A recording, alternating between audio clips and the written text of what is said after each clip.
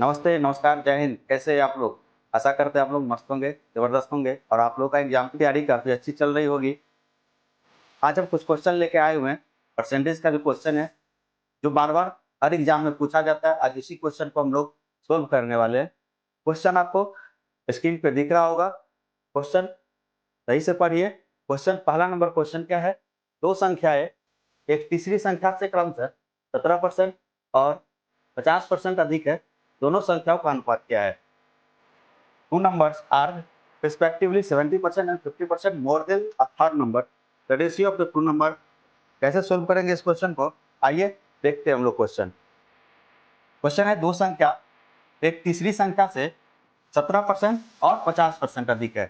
तीन संख्या अगर हम मान ले, एक संख्या को ए मान ले, एक संख्या को बी मान ले, एक संख्या अगर तीन मान, अगर तीनों तीन संख्या है, तीन संख्या जो है तीसरी संख्या को अगर 100 माना, तीसरी संख्या को अगर 100 मान ले तो दो संख्या जो है इससे एक 17% है, तो पहला नंबर संख्या जो 117% हो जाएगा।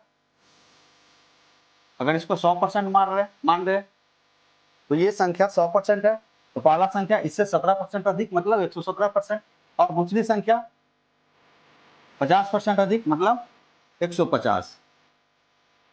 कितना हो जाएगा? इस तीनों का जो रेशियो आएगा, ए रेशियो बी रेशियो, 117%, 150% और 100%। यहां से अगर इसका रेशियो ले जाए तो परसेंटेज से परसेंटेज सबका कैंसिल हो जाएगा। परसेंटेज अगर कैंसिल होगा तो पूछ रहा है दोनों संख्याओं का अनुपात क्या होगा। दोनों संख्या मतलब ए और बी। ए रेशियो भी क्या होगा? ए रेशियो भी क्या आएगा? 117 अनुपात 150। ये संख्या कटेगी, इससे कटेगा 3 से 3 3 या 9, 3 9 या 27, रेशियो 3 5 या 50। ऑप्शन कौन सा? 39 और 50 इसका क्या होगा? आंसर होगा। ऑप्शन नंबर दिख रहा होगा आपको कौन सा? ऑप्शन नंबर बी क्या होगा इसका करेक्ट आंसर होगा। नेक्स्ट क्वेश्चन हम लोग देखें। नेक्स्ट क्वेश्चन है यदि चावल की कीमत 20% बढ़ जाती है तो एक व्यक्ति को चावल की खपत कितने प्रतिशत कम करनी चाहिए ताकि उसका व्यय समान रहे। चावल की खपत कितने प्रतिशत कम करनी चाहिए ताकि उसका जो खर्च होगा क्या होगा? समान होगा। घर में हम लोग चावल खरीद के लाते हैं, चावल की कीमत अगर मान ले बढ़ा दिया जाए तो खपत को क्या करना पड़ेगा? अगर खर्चा मेरा कांस्टेंट हो, खर्चा मेरा क्या हो? कांस्टेंट हो, तो खपत को क्या करना पड़ेगा? कम करना पड़ेगा। घर में भी कम करना पड़ता है। तो कैसे करेंगे इस क्वेश्चन को? तो हम लोग एक पता होना चाहिए, प्राइस इनटू जो कंजम्पशन होता है क्या किसके बराबर होता है? एक्सपेंडिचर के बराबर होता है। कीमत और खपत जो किसके बराबर होता है? खर्च के बराबर होता है। तो यहाँ से प्राइस कितना दिया हुआ है? प्राइस क्या बोल रहा है? 20% बढ़ जाता है, तो 20% का वैल्यू क्या होता है? 20% का वैल्यू होता है 1/5। 20% का क्या वैल्यू होगा? 1/5। तो प्राइस कितना बढ़ जा रहा है? 5 है पहले इसका ओरिजिनल प्राइस। ओरिजिनल प्राइस कितना है? 5 है। एक बढ़ जा रहा है तो कितना हो जा रहा है? 6 हो जा रहा है। तो प्राइस कितना बढ़ गया? 5 से 6 बढ़ गया। प्राइस कितना हो गया? 5 से 6 हो गया। बोल रहा है कि कंजम्पशन में क्या कमी करना पड़ेगा, कितना कम करना पड़ेगा ताकि इसका एक्सपेंडिचर क्या रहे? सेम रहे, यानी जो रेशियो होगा इसके बराबर होगा, 1:1 के बराबर होगा। ठीक है, तो 5:6।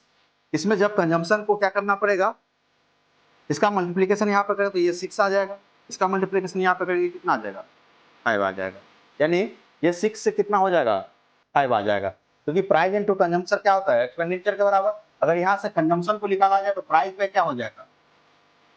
एक्सपेंडिचर। तो प्राइस बाय एक्सपेंडिचर करेंगे तो कितना आ जाएगा? 6 और ये आ जाएगा 5। तो 6:5। इस दोनों में अंतर कितना का है? 1 का है। अंतर कितना का है? 1 का है। टोटल कितना है? 6 में। तो कमी आ गया 1 का, 6 में कमी आ गया। इसका परसेंटेज कितना होगा? 100%। यानी 1.6 कितना किसके बराबर होता है? पढ़े होंगे आप लोग। 1.6 16.666 के बराबर होगा, लगभग 16.7% के इक्वल आ जाएगा। नेक्स्ट क्वेश्चन, एक संख्या में पहले 40% की वृद्धि की जाती है और फिर 25% की कमी की जाती है, फिर से 15% की वृद्धि की जाती है और फिर 20% की कमी की जाती है। संख्या में शुद्ध वृद्धि या कमी क्या होगा? संख्या में शुद्ध वृद्धि या कमी क्या होगा? A number is first increase by 40%। 40% का वैल्यू क्या होता है? अगर 40% का वैल्यू क्या होगा? 2/40। 5 के बराबर। पहले 40% की वृद्धि की जाती है, यानी 40 ये वृद्धि है, फिर 25% की कमी कर दी जाती है। 25% का वैल्यू क्या होता है? 1/4। 25% की वैल्यू क्या होगा? 1/4 के बराबर। इसमें कमी हो रही है तो इसको माइनस रखेंगे।